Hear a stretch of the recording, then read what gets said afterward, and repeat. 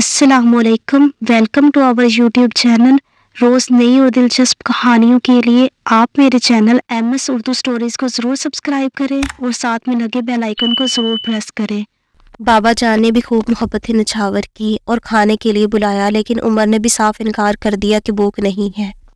बाबा जान ने बोला, बेगम पिसे बादाम और दूध ले आए, हम चाहते हैं कि हमारा बेटा इस सुन्नत को पूरा करे।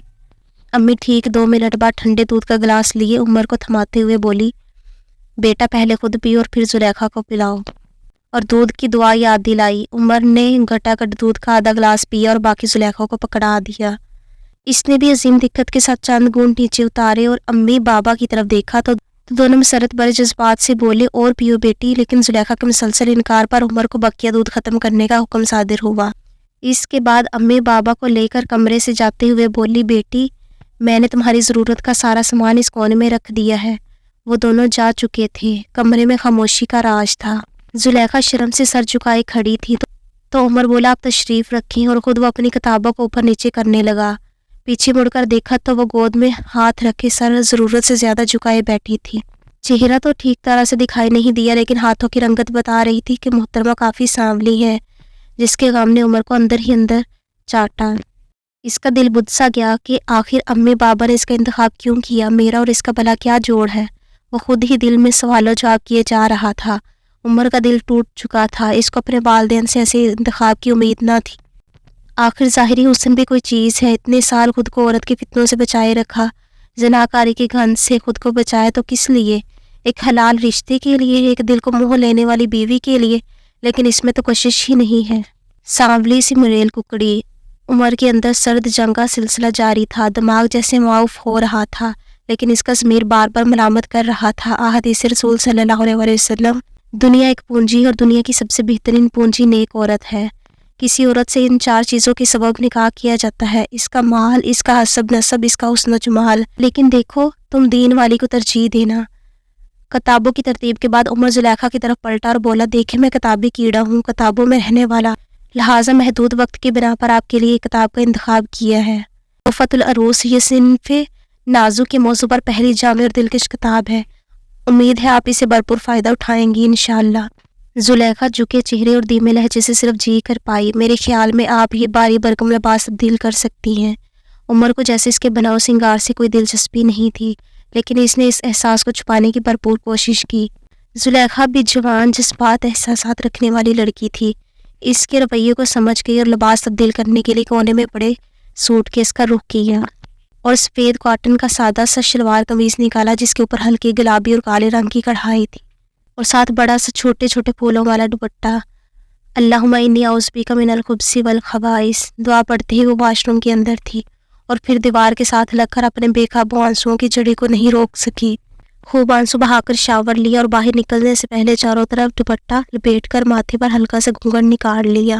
बाहर आई तो उमर इशा के लिए जा चुका था, तो इसने भी आफियत नमाज में ही जानी और पूरी खुशू के साथ नमाज शुरू कर ली। अपनी हमेशा की आदत को अपनाते हुए लंबी सूरतों का इंतखाब किया और अपनी नमाज को तसल्ली से मुकम्मल किया। अपने मरमरी हाथों को अपने रब के सामने आजिज़ी और इनकी रसारी से फैला दिया। ऐ मेरे रब, मेरे खावंद के दिल में मेरे लिए मोहब्बत और उल्फत पैदा कर, मुझे इनकी नज़र में पुरकशिश बना दे, आमीन। बिना किसी दिक्कत के आंसुओं की झड़ी जुलेखा के गालों को भिगोए जा रही थी। न चाहते हुए भी आंसू सारे बंद तोड़कर लगातार इसके सूती दुपट्टे को गीला किए जा रहे थे। एकदम सियाहट सुनकर इसने अपने चेहरे को रगड़ डाला और बिस्तर पे पड़ी तोहफ़तुल अरूस के राग उलटना पुलटना शुरू कर दिए। दोबारा से मर्दाना सलाम ने इसके दिल पे दस्तक दी। फिर वही धीमा अंदाज और झुकी झुकी गर्दन से जवाब दिया। सुने, उमर पुकारा। जी, जुलेखा का जवाब। आपने खाना खाना है? मैं अम्मी को बोलता हूँ आपको गर्म कर दें। जी नहीं शुक्रिया, मुझे भूख नहीं है, जुलेखा बोली। चले आप नहीं खाते तो मैं भी नहीं खाता।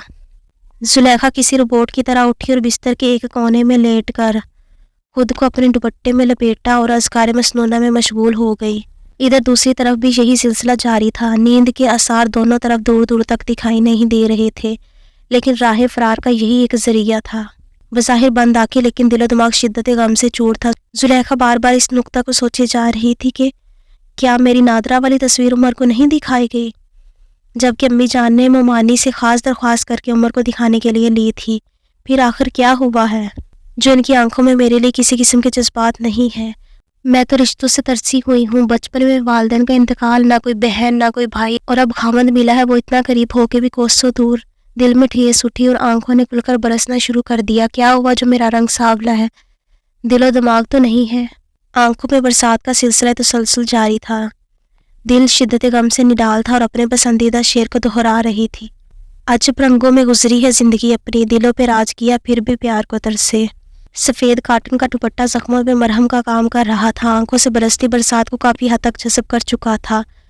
نیند کوسوں دور تھی، دل کر رہا تھا زور زور سے دھاڑے مارے، لیکن وہ عمر کو اپنی کمزوری نہیں دکھانا چاہتی تھی۔ اگر وہ اس رشتے سے خوش نہیں ہے تو میں کبھی ان کو مجبور نہیں کروں گی۔